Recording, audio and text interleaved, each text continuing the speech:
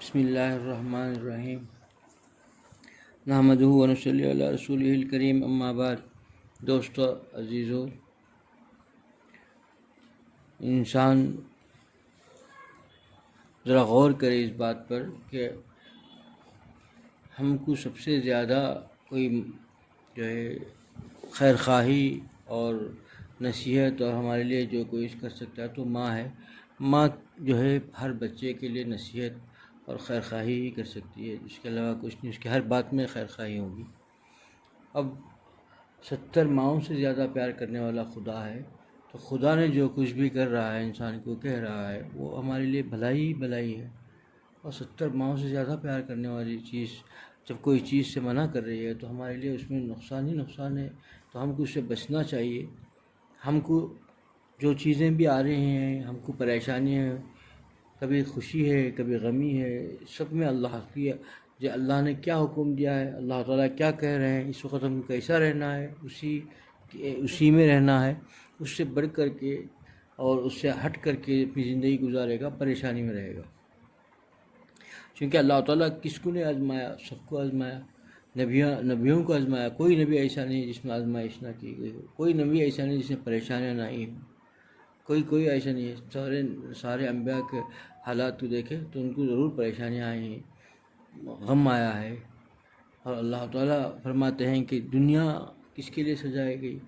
حضور اکرم صلی اللہ علیہ وسلم اور ان کو آدم علیہ السلام کے پہلے سے ہی جو ہے ان کو جو ہے اللہ تعالیٰ نے ان کو پہلے سب سے پہلے جو ہے انہیں ایک ایسے روح تیار ہو گئی تھی، اسی روح نور سے اللہ تعالیٰ نے سبھی کو جو ہے عطا کیا، یعنی نور چراغ سے جیسے کرتے ہیں اس سے اللہ تعالیٰ نے ساروں کو نور عطا کیا۔ لیکن ان اتنے پیارے اور اتنے پیارے حبیب، اللہ تعالیٰ حبیب کہہ کر پکار رہا ہے، نام کبھی قرآن میں نام لے کر نہیں مخاطب ہوا، اللہ پیار سے ہی پکارا ان کو۔ ہم نام جب بھی لیا اور جب سے مخاطب ہوا پیار سے مخاطب ہوا، کبھی یاسین کہا کبھی طٰہٰ کہا۔ اتنا پیار کرنے والا ایک ہی بیٹا عطا کیا اور اس کو بھی لے لیا، غم دے کر کے لے کر بتا دیا امت کو آنے والے تک کہ اللہ تعالیٰ جو بھی کرتے ہیں اس میں حکمت ہے اللہ کی، اور جو کچھ بھی ہم کو ہو رہا ہے وہ حکمت سے ہو رہا ہے۔ اور انسان سوچے کہ جب سب کے ساتھ ہوا ہے تو ہمارے ساتھ بھی ہوگا، اور اس میں کس طریقے سے زندگی گزارنا ہے، کیسے صبر سے زندگی گزارنا ہے۔ جو آدمی اس وقت میں جب مصائب و پریشانی غم آ جائے تو اس میں صبر کر دامن تھامے رکھا اور اس وقت اللہ کو یاد کیا، وہ فلاح پا گیا، کامیاب ہو گیا۔ اور جو وقت میں اللہ کو یاد کرنا تھا، اس وقت میں چونکہ پریشانی آئی تو اس کو دور کرنے والے بھی خدا ہی کی ذات تھی، اس وقت اللہ کو پکارنے کے بجائے، اللہ تعالیٰ کے حضور گڑگڑانے کے بجائے، اللہ کے ہاں آہوازاری اور رونے کے بجائے انسان جو ہے کوئی ایسے الفاظ زبان سے نکال دیتا ہے اور جو ایسے اعتراضی باتیں کر دیتا ہے، کیوں ایسا ہوا، کیوں کیا، اور پھر بجائے اللہ کا قرب حاصل کرنے کے اور دور ہو جاتا ہے۔ کیونکہ یہ جو پریشانیاں ہیں یہ زینہ ہے، جتنی پریشانیاں، جتنے مصائب، جتنی چیزیں آتی ہیں انسان کو، وہ ایک زینہ ہے ترقی کا، اللہ تعالیٰ کا قرب حاصل کرنے کا۔ یہ ایک ایسی بندگی ہے غمی پریشانی کہ اس سے انسان بہت ہی تیزی کے ساتھ ہزاروں نفلوں میں بھی اتنا مقام نہیں حاصل کر سکتا جتنا غم میں صبر کر کے اللہ تعالیٰ کے بتائے ہوئے طریقے پر چل کر کے اللہ کے حضور گڑ گڑا کر کے اللہ کا قرب حاصل کر لیتا ہے۔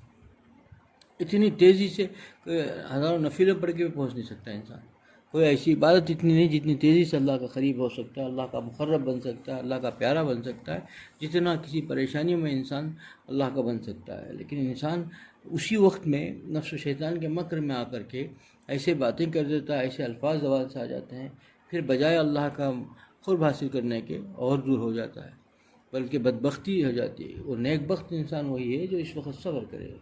کتنے لوگ ایسے ہیں، کیسے دیکھیے، ایک بزرگ کا واقعہ لکھا ہے کہ بہت لمبی عمر فریش تھے، اتنا کہ بستر ہی میں ان کو ضرورت کھانے کے جانے کی بھی نہیں ہوتی تھی، اسی میں زندگی گزارتے ہیں، بیٹھے ہوئے ہیں، تکلیف سے ایک پھوڑا ہو گیا تھا ان کی پیٹھ میں، تو اتنی تکلیف سے زندگی گزاری کہ 30 سال کا عرصہ اسی بستر میں لیٹے ہوئے تھے۔ کوئی دیکھنے والوں نے کہا کہ اتنا چہرے میں، اب جب بھی ان کا چہرہ دیکھتے اتنی سکون، اتنا چہرے کے اندر جو ہے اطمینان ہے، اور ایک چہرے میں خوشی کا آثار نظر آ رہے ہیں، کبھی غم پریشانی کے آثار ہے ہی نہیں۔ ان سے پوچھا کہ اتنی لمبی مدت آپ آزمائشوں سے، پریشانی سے گزر رہے ہیں، اور آپ پھر بھی جو ہے اتنے سکون و اطمینان سے ہیں، تو فرمایا کہ وہ کتنا کریم ہے، کتنا کریم ہے کہ میں اس کریم آقا میرے اس تکلیف سے راضی ہے تو میں بھی راضی ہوں۔ میں اس وقت اطمینان میں ہوں کہ جو کچھ بھی میری تکلیف ہے، میرے خدا مجھ سے راضی ہے۔ وہ اتنا 70 ماؤں سے زیادہ پیار کرنے والا، اتنا کریم، اتنا رحیم، اس سے بڑا رحیم، اس سے بڑا کریم کوئی نہیں ہے شاید دونوں جہاں کے اندر۔ وہ مجھے میرے اس تکلیف سے راضی ہے تو میں بھی اس سے راضی ہوں۔ یہ ہوتی ہے زندگی، یہی اصل ہے۔ انسان سوچے کہ اللہ تعالیٰ نے جس حال میں ہم کو رکھا ہے وہ حال اللہ نے ہی بنایا ہے۔ اللہ تعالیٰ جس میں ہم کو رکھا ہے اس سے ہم کو راضی رہنا چاہیے۔ اس وقت ایسے الفاظ کہہ کر کے اللہ سے دور نہیں ہونی چاہیے۔ اللہ تعالیٰ جانتے ہیں سبھی کا کس کو کس طریقے سے رکھنا ہے، اور اللہ تعالیٰ کے حضور ہر وقت گڑائیں، اللہ ہی سے مانگیں، اللہ تعالیٰ ہی کی طرف نگاہ ہو، اور جس حال میں بھی رکھے اس سے راضی رہیں۔ کبھی شکایت کے جملہ زبان پہ نہ لائیں، کبھی کسی بھی اشارتاً کنایتاً بھی نہیں۔ جس حال میں بھی رکھے اللہ کے زبان میں ہمیشہ اللہ کا شکر رہے۔ اللہ تعالیٰ ایسے کریم ہے کہ اللہ تعالیٰ امتحان دیتے ہیں، امتحان لینے کے بعد پھر ایسا اس کو عطا کرتے ہیں کہ اللہ تعالیٰ کا وعدہ ہے جس نے صبر کیا میں اس کو ایسا عطا کروں گا کہ پھر وہم گمان میں بھی نہیں ہوگا۔ اتنا عطا کروں گا، اتنا عطا کروں گا جس کو وہ حساب نہیں کر سکتا۔ جتنے صبر کو مضبوطی سے پکڑا، صبر کو نہیں چھوڑنی چاہیے اس وقت میں، صرف اللہ تعالیٰ ہے کہ بن کر رہے۔ اللہ تعالیٰ کا بن کر رہنے کا مطلب یہ ہے کہ کبھی بھی کسی لمحے بھی اللہ تعالیٰ کی نافرمائی نہ ہو، زبان سے بھی نہیں، دل کے اندر بھی نہیں، کسی اشارتاً کنایتاً بھی نہیں، ہر وقت اللہ کا شکر بجا لاتا رہے۔ اللہ تعالیٰ اسی بندے سے پیار کرتے ہیں۔ دوست عزیزو، حالات آتے ہیں جاتے رہیں گے، لیکن انسان جب تک اللہ کا بن کر رہے گا اللہ تعالیٰ اس کو جو ہے ہر پریشانی سے نکالیں گے، اور اللہ تعالیٰ ہی کو پکارے گا۔ یہاں ہمارا بہت بڑی ہم سے وہ ہو جاتی ہے کہ چوک ہو جاتی ہے کہ ہم نا لوگوں کے سامنے بیٹھ کر کے لمبی کہانی شروع کر دیتے ہیں تکلیفوں میں۔ یہ ایک بزرگ کا واقعہ لکھا ہے کہ ان کے زبان سے نکل گیا کہ دیکھیں اللہ والے کیسے گزارتے ہیں، اے اللہ مجھ پر رحم فرما دے۔ ہم لوگ سبھی کہتے رہتے ہیں، انہوں نے کہا تو پھر اتنا زور سے رو کا استغفار کیا۔ جتنے لوگ ساتھ میں تھے کہا کہ حضرت کیوں؟ کہ ارے وہ تو ہر وقت رحم ہی تو کر رہا ہے، رحم کی بارشیں مجھ پر کر رہا ہے، میں اس سے رحم مانگوں کہ اس کا مطلب کیا ہوا کہ اب تک نہیں رحم نہیں کیا گیا اس نے، اب تک تو رحم ہی تو کر رہا ہے اس پر، اس خوف نے مجھے کھا لیا۔ یہ اللہ والوں کی زندگیاں ہوتی ہیں۔ ایک چیز سے بھی سوچے دیکھا آپ نے کہ بھائی کہ نہیں اللہ تعالیٰ کے بندے کیسے گزرے ہیں۔ یہ ایک بار اس کی زبان سے نکل گیا اللہ رحم فرما دیجئے، تو پھر رونے لگے، استغفار کرنے لگے، اور کہا کہ اللہ تو ہمیشہ رحم ہی کر رہا ہے مجھ پر، میرے زبان سے کیا نکل گیا، کب کیا اس کا مطلب کیا ہے کہ کبھی تو نے مجھ پر رحم نہیں کیا، ہر وقت تو رحم ہی کے سہارے میں جی رہا ہوں، تیرے رحم ہی سے ہر لمحہ گزر رہا ہے۔ تو یہ ہمیشہ بندہ جو ہے اللہ تعالیٰ کے اوپر نگاہ رہے گا، اللہ کا خوف دل کے اندر آ جائے گا، وہ سمجھے گا کہ میرا مالک، یعنی جس طریقے سے ایک ماں کو بچہ کو چاہے کتنا بھی مار دے، اب کوئی بھی مار دو، کوئی گھبرا دے، کہیں سب سے پہلے پکارتا کسی کو، اس کی زبان سے ماں ہی نکلے گا۔